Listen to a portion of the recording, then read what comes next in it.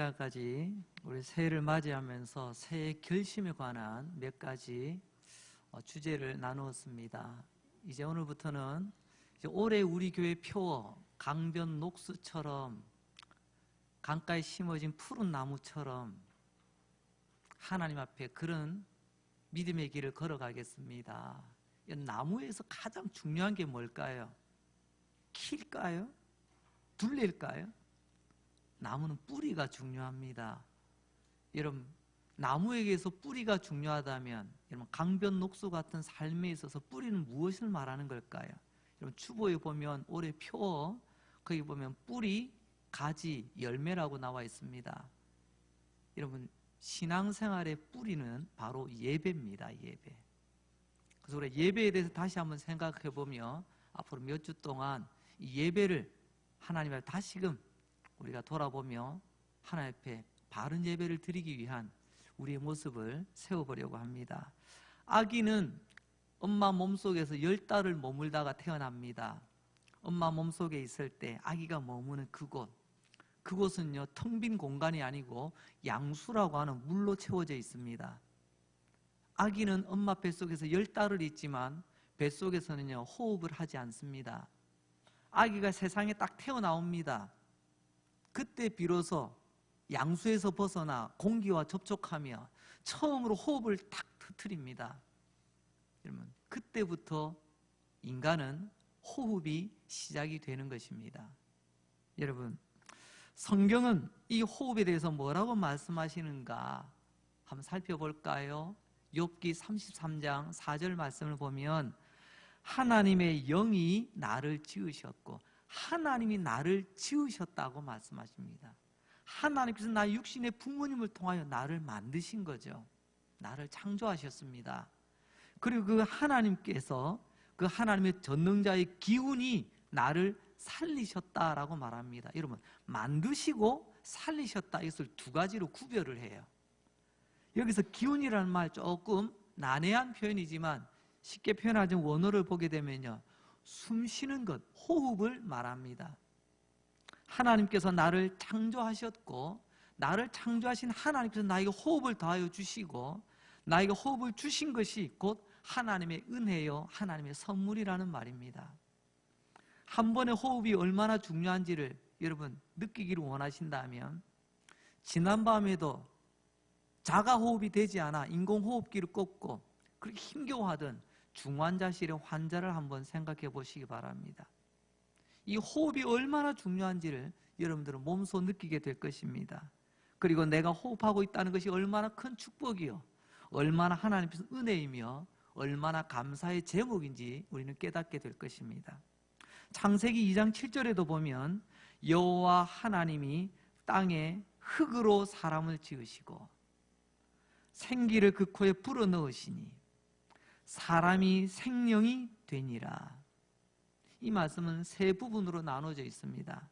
첫 번째 부분은요 하나님께서 흙으로 사람 아담을 만드셨다는 거예요. 만드셨다. 그리고 세 번째는요 그 사람이 생명이 되었다라고 말하면 생명, 그래서 어려운 말이 아닙니다. 살아있는 존재가 되었다 이렇게 이해하시면 될 것 같습니다. 세 가지라고 말했는데 첫 번째와 세 번째를 말했어요. 목사님 두 번째가 뭐예요? 두 번째가 제일 중요합니다. 흙으로 만들어진 흙덩어리로 만들어진 그 사람에게 여러분 하나님께서 어떻게 살아있는 존재로 만드셨느냐? 바로 하나님께서 그 코에 생기를 불어넣었다. 하나님 숨을 불어넣었다라고 말씀하십니다. 생기라는 말은 찾아보면 여러분 두 가지 말이 합쳐져 있습니다. 살아있다는 거죠. 기는 호흡을 말하면 살아있는 호흡이 더하여졌다는 거죠. 하나님께서 살아있는 호흡을 불어넣으시니 흙덩어리를 만들어 놓으셨잖아요. 흙덩어리가 살아있는 존재가 되었다는 거예요. 이처럼 성경은 한결같이 하나님께서 우리에게 호흡을 주셨다고 말씀하고 계십니다. 호흡의 주인은 하나님이십니다. 호흡은 하나님 우리에게 주신 선물입니다. 믿습니까? 호흡을 주셔서 나를 만드셨고 호흡을 주셔서 내가 지금 이 시간도 살아있는 거예요. 자, 그렇다면 왜 우리에게 호흡을 주셨을까요? 왜 흙덩어리인 우리에게 호흡을 주셔서 살아있는 존재가 되게 하셨을까요? 이게 바로 하나님의 창조 목적입니다. 왜 우리를 만드셨는가? 왜 우리를 창조하셨는가? 그 이유와 목적을 알아야 되지 않겠습니까? 여러분, 인간의 일생에는 중요한 날이 두 번 있습니다. 어떤 날이 중요한 두 번일까요? 하나는요, 나의 태어난 날입니다. 내가 태어난 날. 그 또 하나는 뭘까요? 내가 태어난 이유를 아는 날입니다. 이걸 잘 기억하셔야 됩니다. 내가 태어난 날이 있으므로 내가 있다는 거죠. 근데 내가 왜 태어난지 그 이유를 아는 것이 내가 사람답게 살아가는 바로 그 모습입니다.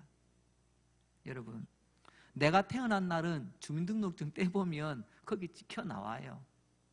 그렇지만 내가 태어난 이유를 깨닫는 것은 언제, 어디서 알 수 있을까요? 내가 고민하면 될까요? 아닙니다.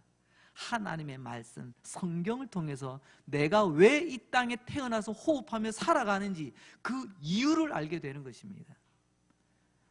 하나님께서 나 같은 사람 하나님께서 만들어주시고 나의 아버지가 되시고 나 같은 죄인을 구원하여 주시고 나에게 호흡을 더해 주시고 왜 나에게 이 땅의 삶을 주셨는지 이 모든 것이 다 하나님의 말씀인 성경에 다 나와 있습니다. 그래서 성경을 보면 내가 이 땅에 왜 태어났는지, 내가 왜 살아가고 있는지 이런 인생의 이유가 분명히 나와 있습니다. 이사야서 42장 5절 말씀을 보면 하늘을 창조하여 펴시고 땅과 그 소산을 내시며 땅 위의 백성의 호흡을 주시며 온 천하 만물을 창조하신 하나님께서 하나님의 사람들에게 호흡을 주셨다고 또 한 번 말씀하고 계십니다. 여기서도 창조주 하나님께서 우리에게 호흡을 주셨다라고 말합니다. 그리고 또한 이어서 8절에도 보면 나는 여호와이니 이는 내 이름이라 나는 내 영광을 다른 자에게 내 찬송을 우상에게 주지 아니하리라. 하나님께서 나에게 호흡을 주신 이유가 뭐냐? 하나님께서 나에게 호흡을 주시고 나를 살아가게 하신 이유는 하나님이 영광을 받으시고 하나님이 찬양을 받기 위함이라고 말씀하고 있습니다. 즉 다시 말하면 나에게 왜 호흡을 주셨느냐? 하나님이 영광 받으시기 위해서 우리 호흡을 주시고 생명을 주셨다는 거예요. 그런데 이 호흡 가지고 이 생명 가지고 엉뚱한 곳에서 우리가 사용하게 되어진다면 그것은 오늘 말씀의 제목처럼 우리에게 주신 호흡을 낭비하는 것이라는 거죠.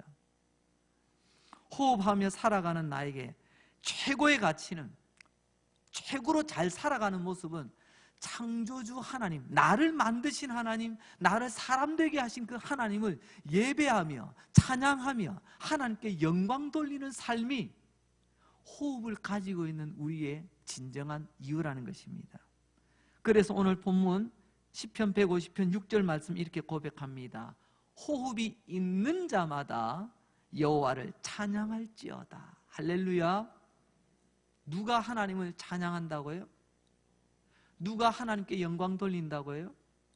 누가 하나님께 예배 드린다고요? 여러분, 호흡이 있는 자가 그러는 거예요. 호흡이 있는 자가.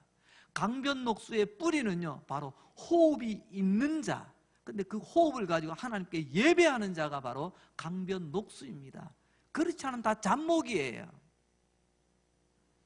시편 150편 대단원의 막을 내리면서 하나님 말씀합니다. 호흡이 있는 자, 유식한 자, 무식한 자 따지지 않고요, 남자와 여자를 따지지 않고요, 어리고 나이 많음을 따지지 않고요, 건강한 자, 약한 자를 따지지 않고요, 호흡이 있는 자는 하나님을 찬양하라고 하나님은 명령하고 계세요.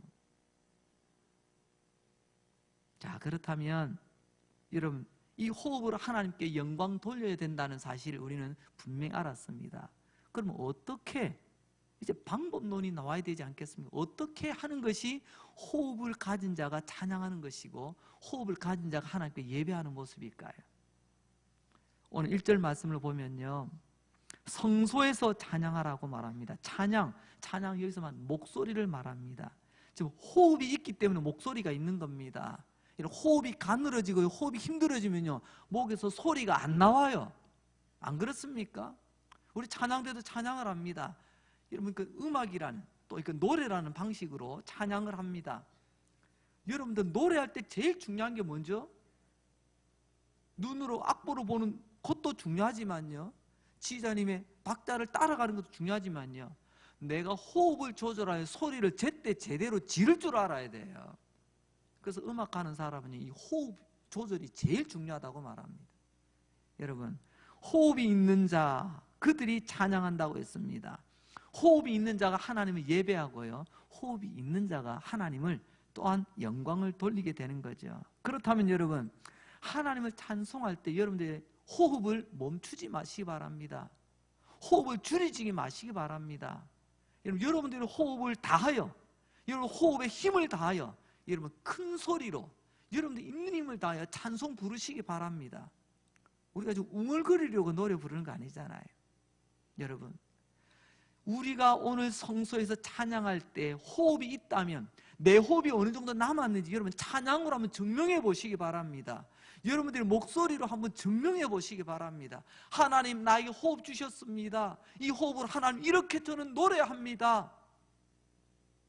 근데 우리 보니까요, 너무 점잖으세요. 점잖은 말이 무슨 말인지 아시죠? 너무 젊지 않으세요. 여러분들 모습은 보면 아직까지 생생한데요, 목소리 들어보면 이제 하나님 부르실 날이 오늘 내일 하시는 분들 같은 그런 경우들이 너무 많아요. 찬송은 점잖게 부르는 게 아닙니다. 호흡이 있는 자는 힘을 다하여 하나님께 찬양하는 것, 이게 말씀에 반응하며 찬양하는 우리의 모습인 줄로 믿습니다. 두 번째로는요, 나팔을 불며 3절에 보면 나팔과 비파와 수금과 모든 악기를 다 동원하여 특별히 나팔을 불랍니다. 여러분, 특별히 목관악기, 금관악기, 불어서 나는 악기는요, 제일 중요한 게 바로 이 호흡 조절이에요. 호흡. 제가 얼마 전에 한 방송을 보니까 파고다 공원에 이렇게 길거리 악사로 유명한 분이 계시더라고요. 뭐 백연화 씨라든가요, 뭐 이렇게 예명을 쓰는데, 그분이 파고다 공원 거기서 트럼펫을 불면서 그렇게 한 30년을 길거리 악사로 그렇게 유명하게 멋들어지게 부르셨대요. 근데 최근에 그분을 촬영을 했습니다. 그분이 여전히 멋진 복장을 가지고 이 트럼펫을 가슴에 푹 색소폰이거든요. 죄송합니다. 이 색소폰을 제가 들고 다니시면서 하는데, 이번에는 어떻게 하냐면 색소폰 입에 딱 대요. 딱 하는데요, 불지를 못하세요. 근데 어떻게 하냐고요? 입으로요, 뿌뿌뿌 뿌뿌뿌 하시면서 흉내만 내고 계시더라고요. 왜냐고요? 이제는요, 이것을 불 힘이 없대요. 호흡이 약해졌어. 오늘 말씀을 준비하면서 그 장면이 탁 떠오르더라고요. 여러분, 나팔 소리로 하나님 앞에서 여러분 내게 호흡 주셨을 때 여러분들의 힘을 다하여 마음껏 하나님을 찬양하시기 바랍니다. 여러분, 호흡이 축복입니다. 이 호흡 가지고 하나님을 찬양할 수 있다는 게 얼마나 축복인 줄 아세요?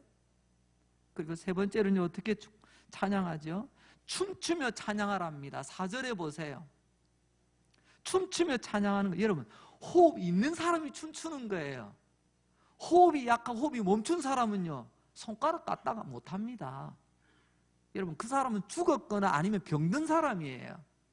여러분, 우리 한국교회 안에 참 반성해야 될 부분이 참 많이 있는데요, 그 중에서 예배 드릴 때는 부동 자세를 취해야 된다는 것입니다. 여러분 어떻게 생각하세요? 여러분, 우리의 경건이 어쩌다가 유교의 경건으로 우리가 이렇게 또 덧칠이 되어졌는지 모르겠습니다. 여러분, 하나님을 보세요. 하나님께 우리에게 말씀하시는 걸 들어보세요. 하나님께 우리에게 임재하실 때는요, 우리의 세포가 꿈틀거립니다. 우리 근육이 꿈틀거려요. 우리 몸이 가만히 있지를 못해요. 그런데 어느 순간부터 우리의 예배는 이상하게 교육되어져 버렸어요. 부동자세로, 정자세로 예배 드리라고. 왜 이렇게 됐나요? 왜 하나님의 말씀에서 멀어지게 됐나요? 오늘 하나님은 다시 한번 말씀합니다. 부동자세, 정자세, 그 예배가 아니라 춤추며 찬양을 했어요. 말씀 듣고 찬양할 때 어깨가 들썩거리고 몸이 들썩거리고 그런 자연스러운 현상이에요. 여러분, 오늘 하나님 다시 한번 말씀합니다. 호흡이 있는 자는 춤춥니다. 몸이 들썩거려요. 뭐 TV에 나오는 춤의 대가들처럼 멋진 춤이 아니라 할지라도 여러분 내 몸이 꿈틀거리며 내 몸이 가만히 있지를 못해. 여러분 이건 자연스러운 현상이에요. 그렇다면 거꾸로요. 내가 하나님 찬송 불러도요, 내가 은혜 받아도요, 내 눈도 깜짝하지 않고요, 내 몸이 가만히 있습니다. 여러분 하나님 앞에 엎드려서 회개하셔야 돼요. 왜 내가 이렇게 호흡 없는 자처럼, 이제 내일 오늘 내일 하는 그런 호흡이 약해진 사람처럼, 병든 자처럼 예배를 드리고 있는가 고민하셔야 됩니다. 이제 우리 강변녹수 하나님의 백성들이 예배 드리는 자리에서는요, 생명이 넘치는 그런 예배가 될 수 있기를 주의 이름으로 축원합니다. 여러분 예배 드릴 때 목소리로 반응하시기 바랍니다. 여러분 예배 드릴 때 악기로 반응하시고요, 여러분들이 예배 드릴 때 몸으로 좀 반응하시기 바랍니다. 할렐루야. 여러분 아멘도 반응이에요. 이제 두 번째 계속되어지는 말씀, 그러면 무엇을 찬양이 될까요? 노래 부르고 악기 치고 춤만 추면 되나요? 내용이 담겨야 되지 않겠습니까? 그 내용을 오늘 본문 2절은 이렇게 말씀합니다. 그의 능하신 행동을 찬양하며 그의 지극히 위대하심을 따라 찬양하라. 두 가지를 찬양할 이유를 담아서 말씀하고 계십니다. 첫 번째는요, 그분의 능력을 찬양하라고 말씀하셨어요. 그분의 능력. 여러분 오늘 여러분들은요 일주일 만에 다시 만났습니다. 지난주에 왔던 각설이 죽지도 않고 또 왔네. 아이고 나에게 은혜를 주십시오. 여러분 동양으로 나오셨습니까? 한 주간 죽지 못해 살다가 이 자리에 나와서 은혜를 구걸하며 동양으로 이 자리에 나오셨습니까? 그건 아니잖아요. 여러분 하나님의 능력의 최고봉은요 바로 천지창조입니다. 하나님께서 온 하늘과 땅과 바다와 이 모든 것을 다 만드셨어요. 나는 못 만들어요. 하나님 만든 것 가지고 내가 뭐 다른 거 흉내 내보는 것도 힘든데, 우리 하나님 이 모든 온 우주 천하 만물을 만드신 분 아니십니까? 그 가운데서 하나님께서는요 하나님의 백성들이 그 호흡이 있는 자에게 하나님 그 솜씨, 하나님 그 능력을 마음껏 찬양하라고 했어요. 그런데 우리는 돌아봅니다. 뭐 찬양할 게 있어야지요, 뭐 감사할 게 있어야지요. 늘 우리는 이렇게 투덜대며 살아갑니다. 하나님의 능력을 나의 삶 속에서 경험하지 못하고 나의 삶 속에서 그것에 반응하지 못할 때 우리는 호흡이 멈추게 되고요, 찬양이 멈추게 되는 것입니다. 그래서 하나님의 백성들은 호흡이 있을 때 이 능력의 하나님을 예배합니다. 그리고 이 능력의 하나님께 고백하며 찬양합니다. 이게 바로 호흡이 있는 자, 살아있는 자의 증거 아니겠습니까? 또 두 번째로 무엇을 찬양하라고 했죠? 그분의 지극히 위대하심을 찬양하라. 성경의 많은 부분에서 하나님의 위대하심을 우리를 구원하는 데 사용하십니다. 하나님 그 능력, 하나님 그 위대하심을 말입니다. 특별히 이스라엘 백성들 애굽에서 400년 동안 종살이 할 때, 여러분 그 안에 400년 동안요 그때 소망의 진해, 희망의 진하게 다 빨려버렸어요. 껍데기만 너덜너덜하게 남아있는 그런 상태였습니다. 그런 이스라엘 백성들을 하나님은 하나님의 위대하심을 그 백성들을 구원하여 주셨습니다. 이게 출애굽의 역사예요. 그래서 이스라엘 백성은 그 구원을 몸으로 경험했을 때, 홍해를 건너고 그들을 죽이러 달려왔던 바로의 정예 군인들이 다 죽는, 물에 빠져 죽는 모습을 보고 그들이 출애굽기 15장에서 제일 먼저 했던 게 뭐냐면 춤추며 노래하며 찬양을 벌렸어요. 이게 출애굽기 15장의 이야기입니다. 여러분 우리는 어떻습니까? 우리 하나님 앞에서 정말 알고 보면 좀 나 같은 죄인 어디 있어요? 제가 간혹 말씀드립니다만, 여러분 저 강릉교도소에 잡힌 사람만 죄인이 아닙니다. 우리는 어떤 죄인요? 강릉교도소에 있는 사람들은요 들킨 죄인이에요. 들킨 죄인. 그럼 저와 여러분은 어떤 사람들이에요? 따라서 봅시다. 아직 안 들킨 죄인이다. 이거 인정하셔야 되지 않습니까? 내가 아직 안 들켰을 뿐이지 나는 죄인이에요. 죄인. 이런 죄인 하나님께서 불쌍히 여기시고 우리를 위하여 위대한 사랑으로 구원하여 주시고 하나님의 자녀 삼아 주신 것, 이 얼마나 이보다 더 위대한 일이 어디 있어요? 이런 위대하신 하나님을 찬양하며 예배하라고 하나님은 말씀하십니다. 오늘 우리가 기도할 때 주여 이 시간 이후에 저희가 아무것도 주지 않을지라도 하나님만을 찬양하겠습니다. 나를 위하여 십자가에서 보여주신 그 위대하신 사랑에 나는 기뻐하며 감사하며 주님만을 노래하며 춤추며 찬양하며 예배드리겠습니다. 이 고백이 우리 입술에서 다시 한번 터져 나오시기를 주의 이름으로 축원합니다. 이제 세 번째로는요, 오늘 말씀의 제목처럼 이런 이유들 때문에 우리 흙덩어리를 사람 되게 만드시고 우리에게 생기를 더하여 우리에게 호흡을 주신 하나님, 근데 그 호흡을 우리가 낭비해서 되겠습니까? 호흡을 낭비하지 말자. 오늘 말씀의 제목처럼 말입니다. 로마서 5장 8절을 보게 되면 우리가 아직 죄인 되었을 때 그리스도께서 우리를 위하여 죽으심으로 하나님께서 우리에 대한 자기의 사랑을 확증하셨느니라. 이러면 죽음보다 강한 사랑이라는 말이 있습니다. 진짜 죽음보다 강한 사랑이 바로 십자가의 사랑입니다. 그 십자가의 사랑을 힘입어 오늘도 우리는 주님 앞에서 호흡하며 오늘도 주님 앞에 모여 예배드리며 찬송하며 나가는 것 아니겠습니까? 여러분, 하나님께서 은혜를 주신 이 호흡을 여러분들 어디다 쓰고 계십니까?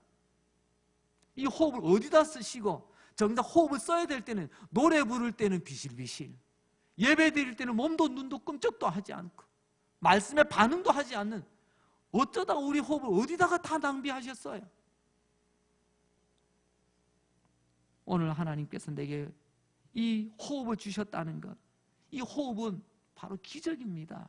오늘 내가 죽지 않고 살아나서 호흡하고 있다는, 이게 기적 아닙니까? 이게 축복 아니에요? 이게 은혜 아닌가요? 하나님 내게 주신 이 호흡 낭비하지 말고 하나님을 바르게 예배하고 하나님을 찬양하는데 우리 호흡을 사용할 수 있기를 바랍니다. 오늘 뭐라고 말씀하세요? 호흡이 있는 자마다, 살아있는 자마다 여호와를 찬양하라, 예배하라고 말씀하시잖아요. 오늘 이 하나님의 말씀을 귀 기울여 많이 들어보십시오. 나의 사랑하는 아들 딸들아, 내가 너에게 준 호흡을 낭비하지 말며 살거라. 나의 사랑하는 아들 딸들아, 내가 너에게 준 호흡을 낭비하지 말거라. 하나님의 당부하시는 말씀이 여러분의 심령 가운데 울려 퍼질 수 있길 바랍니다. 하나님을 예배하지 않고 예배 밖에 사는 사람들이 얼마나 많이 있습니까? 때로는요, 예배를 드려도 예배를 아주 가볍게 여기는 분들도 얼마나 많이 계십니까? 때로는요, 예배를 방해하는 사람이 또 얼마나 많아요. 하나님이 내게 주신 호흡 가지고 여러분, 하나님 주신 호흡을 낭비하는 사람들 아니겠습니까? 하나님을 뜨겁게 예배할 줄 모르고 뜨겁게 찬양할 줄 모르는, 하나님 주신 호흡을 낭비하며 살아가는 사람들 우리 주변에 보세요. 오늘 이 말씀이 여러분들의 가슴에 찔림이 있길 바랍니다. 그리고 그 찔림이 여러분들 앞에, 형제 우리가 어찌할꼬 몸부림쳤던 초대교회 그 성도와 같이 믿음의 바른 반응이 있기를 바랍니다. 솔로몬의 이야기를 한번 살펴보려고 합니다. 솔로몬이 여러 많은 성경을 남겼는데 그 가운데 전도서라는 말씀이 있습니다. 전도서, 솔로몬 인생 말년에 쓴 성경입니다. 솔로몬의 말년에, 즉 이 말은요, 솔로몬의 자기 반성문하고 같습니다. 전도서 1장 2절을 보면요, 전도자가 이르되 솔로몬 자신을 말합니다. 헛되고 헛되며 헛되고 헛되니 모든 것이 헛되도다. 솔로몬의 인생의 결론은요, 내 인생 헛살았다는 거예요. 헛살았다. 우리가 아는 솔로몬 출발이 멋졌습니다. 참 좋았어요. 그런데 어느 순간부터 자기 마음대로 사는 사람의 대표격이 되고 말았습니다. 그리고 그의 인생 마지막, 그의 결론은요, 헛되고 헛되며 헛되고 헛되니 모든 것이 다 헛되도다. 솔로몬의 인생은 1막과 2막 두 개로 나눠볼 수 있습니다. 전반부 1막은요, 하나님을 위해서 살았습니다. 하나님께서 가장 기뻐하신 것이 뭘까? 하나님을 위해서라면 몸부림을 쳤던 사람이에요. 그러나 솔로몬의 인생 후반전 2막은요, 철저하게 자기중심적이었습니다. 나를 위해서라면, 내가 원한다면, 그런 내가 원하는 대로 원 없이 살았어요. 원 없이. 부인도 원 없이 거느렸고요. 재산도 원 없이 모았고요. 공부도 원 없이 한번 해봤고요. 여러분, 그렇게 원 없이 살던 솔로몬, 그 인생의 결론이 뭐라고요? 헛되고 헛되며 헛되고 헛되니 모든 것이 헛되도다. 결국 솔로몬의 인생은요, 후회함의 인생을 마감하는 인생입니다. 여러분, 우리도 정신 차리지 않으면 주님, 나도 헛되게 낭비하다가 살았습니다. 내 인생 어느 시점에 후회하는 날들이 오게 될지도 모릅니다. 여러분, 우리 안에서 이런 후회로 삶을 끝마칠 사람들이 없다고 어떻게 장담할 수가 있겠습니까? 오늘 예배드리는 나는 절대로 후회 안 할 거예요. 어떻게 우리가 장담할 수가 있겠어요? 그런 정신 바짝 차리고 하나님께서 선물로 주신 이 호흡을 낭비하지 않고 소중히 잘 사용하시기를 주의 이름으로 축원합니다. 존 파이퍼 목사님이 계십니다. 오늘날 복음 교회에 가장 큰 영향을 끼치고 계시는 그런 귀한 목사님 중에 한 분이십니다. 존 파이퍼 목사님의 쓰신 책 가운데 이런 책 제목이 있습니다. 너의 삶을 낭비하지 마라. 뭐 번역에 따라서는 당신의 인생을 낭비하지 말라, 뭐 이렇게도 썼더라고요. 여러분, 왜 이분이 이 책을 썼느냐면요, 이 존 파이퍼 목사님 어릴 적 교회 다닐 때 충격적인 경험을 했습니다. 그때 그 어린 시절에 품었던 그 마음이 이제 장차 자라서 때가 되어 그는요, 그때 그 마음을 책으로 저술을 했습니다. 어떤 경험을 했냐고요? 그가 어린 시절 다녔던 교회에 한 남자가 있었습니다. 한 젊은 시절 주변의 가족들도 친구들도 이렇게 저렇게 권유도 하고 만류도 해봤지만 막무가내 자기 마음대로 삽니다. 인생 그렇게 살면 안 된다, 이렇게 살아야 된다. 그래도 자기는 막무가내 그렇게 살던 한 남자가 허연 백발의 노인이 되어서 어느 주일 예배에 참석하게 되었습니다. 그때 존 파이퍼 이 어린아이가 그 예배에 같이 참석하게 된 거죠. 근데 예배 진행 가운데 찬송이 불러지는데요, 그 찬송을 부르는데 이 머리 허연이 백발의 노인이 입술이 들썩들썩 하더니 조금씩 따라 부르기 시작합니다. 뭐 노래를 잘해서가 아니고요, 따라 부르시는 이내 그 굵은 주름살 사이로 눈물이 흘러내리기 시작합니다. 그리고 나머지 노래를 부르지 못하고 그냥 눈물만 뚝뚝 흘리고 있는 거예요. 그래서 고개를 푹 숙이면서 찬송 끝날 무렵에 그의 입에서 이런 소리가 터져 나오는 것을 이 어린 존 파이퍼는 들었습니다. 하나님, 하나님, 내가 지금까지 인생 헛살았습니다. 헛살았습니다. 남들은 찬송하고 있는데 자기는 고개를 푹 떨구고, 하나님, 나 지금까지 인생 헛살았습니다. 원도 없이 마음껏 살던 내 삶이었지만 돌아보니까 내가 참 인생 헛살았습니다. 헛살았습니다. 그래서 눈물을 뚝뚝 흘리고 있더라는 거예요. 사실 그 사람은 주변에서 이런저런 고민할 때 이 존 파이퍼는 그렇게 글을 썼습니다. 그 할아버지의 마음은 바위 덩어리 같은 사람이었다고 나는 들었다. 누구의 말에도 꿈쩍도 하지 않는 거예요. 바위 덩어리 같은 그 할아버지. 그렇지만 그의 인생의 마지막 입에서 나오는 소리, 하나님, 나 인생 헛살았어요. 그래서 어린 존 파이퍼는 다짐했습니다. 나는 절대로 후회하는 인생을 살지 않으리라. 후회하지 않은 인생을 살 거다.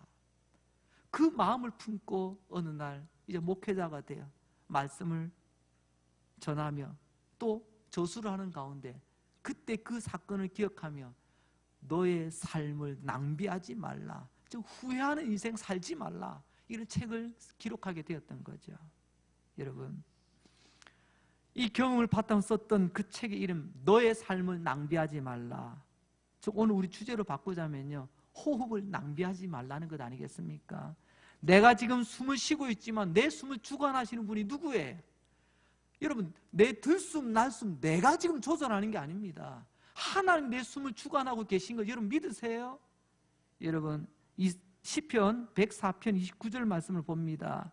주께서 그들의 호흡을 거두신즉 그들은 죽어 먼지로 돌아가나이다. 호흡을 주신 분도 하나님이세요. 호흡을 거두하시는 분은 하나님이시라니까요. 내가 숨 쉬고 싶어서 숨 쉬는 게 아니에요. 내가 멈추고 싶어서 멈추는 게 아니라니까요. 죄송하지만 우리도 주님께서 언젠가 나의 호흡을 거두가는 그 날이 올 것입니다. 나의 호흡을 거두가신 그날은 반드시 있습니다. 그날 우리는 흙으로 돌아가게 될 것입니다. 그런 의미에서 지금 내가 살아있다는 것, 내가 지금 호흡하고 있다는 것이 얼마나 축복이요 얼마나 은혜인가를 여러분 깨달으시기 바랍니다. 오늘 주신 이 호흡 어떻게 쓰시겠습니까? 낭비하시겠습니까? 그저 그날 가서 내가 그렇게 살지 말았어야 되는데, 그때 그러지 말았어야 되는데 후회하면 후에 눈물만 뚝뚝 흘리다가 끝나실 거예요. 이러면 어떻게 하면 그런 호흡을 낭비하지 않는 거죠? 그 기본이 바로 하나님을 예배하는 것입니다. 하나님은 죽은 자에게, 호흡이 없는 자에게 예배를 요구하지 않습니다. 찬양을 요구하지 않습니다. 호흡이 있는 자에게 예배를, 호흡이 있는 자에게 찬양을 요구하고 계세요.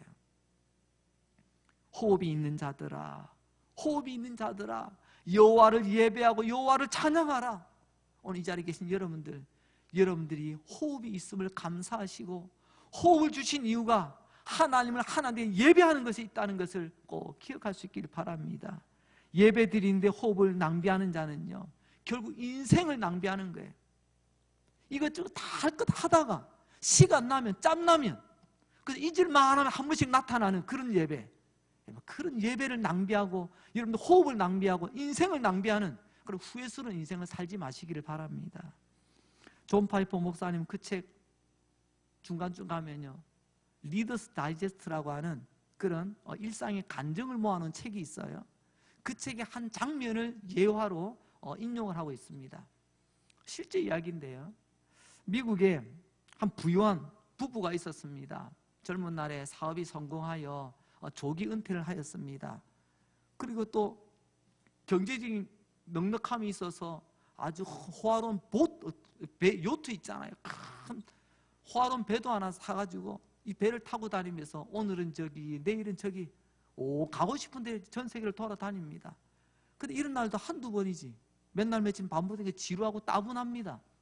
그 다음부터 뭘 했느냐, 그물을 내려서 뭔가를 가득 올립니다. 그 그물을 올려보면 전부 다 조개 껍데기만 모아놔요. 이것도 해보고 저것도 하고 이제 지루하다 이제 그때 가서는요 빈 껍데기 모으는 것을 그냥 하루에 낙으로 삼고, 그래서 그분의 집에 가면 빈 조개 껍질이 가득 쌓여 있답니다. 무슨 배총도 아닌데. 여러분, 그러면서 존 파이퍼 목사님은 그 이야기 끝에 이렇게 우리에게 질문을 던집니다. 혹시 하나님께서 우리에게 호흡을 주셨는데 이 호흡 주신 한날 한날을 빈 껍데기 모으며 살아가고 있지는 않습니까? 존 파이퍼 목사님은 이런 결론을 던집니다. 성도들이여, 인생을 낭비하지 마십시오.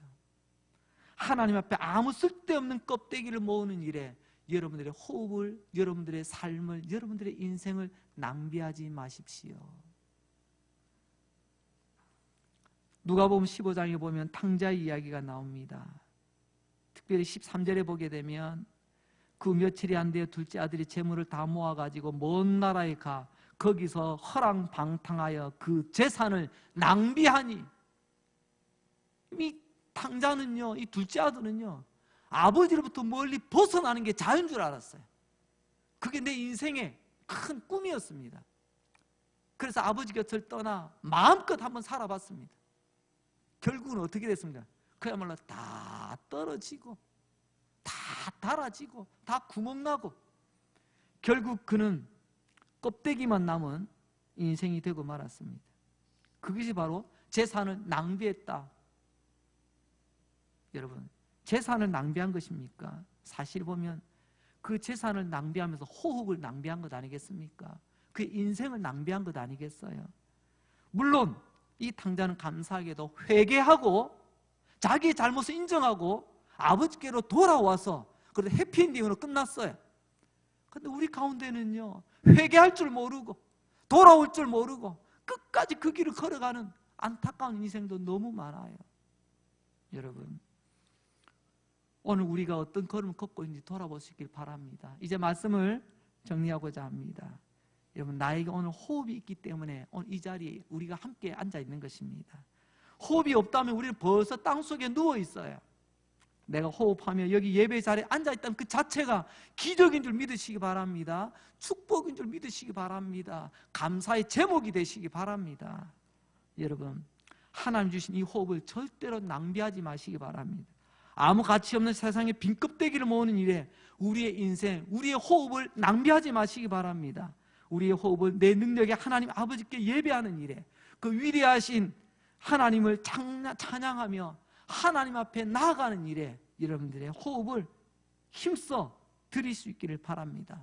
나 같은 죄인 사랑하시고 나 같은 죄인 구원하신 그 하나님, 그 위대한 사랑, 죽음보다 더 강력한 그 하나님의 십자가의 사랑을 보여주신 그분 앞에 나와 예배드리며 찬양하여 호흡이 있는 자여 여호와를 찬양하라. 그 말씀에 바르게 반응하는 강병록수의 뿌리가 건강하게 내려지는 그런 믿음의 사람들 다 되시기 바랍니다. 내 호흡 거두시는 그날까지 호흡 낭비하지 않고 살아가시고 주님께 예배하며 더 큰 호흡 주실 때 그 더 큰 호흡으로도 하나님을 더 크게 찬양하며 예배하며 살아가겠노라 다짐하며 결단하는 저와 여러분 되시기를 주의 이름으로 축원합니다. 기도합니다. 하나님 아버지 감사합니다. 오늘도 우리에게 호흡 주셔서 감사합니다.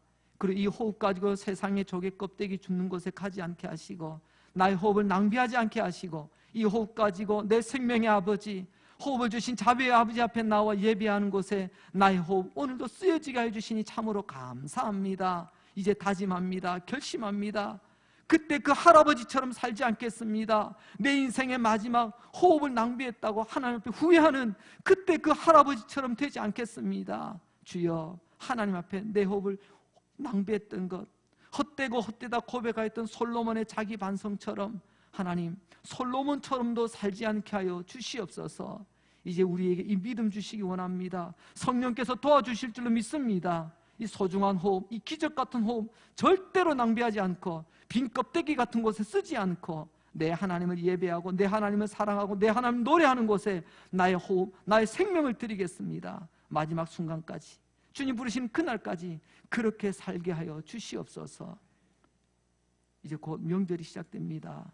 성도들 오고 가는 길 차량과 도로와 사람과 모든 환경으로부터 우리 강릉절기 모든 믿음의 사람들 지켜 인도하여 주옵소서. 예수님 거룩하신 이름으로 감사하며 기도합니다. 아멘.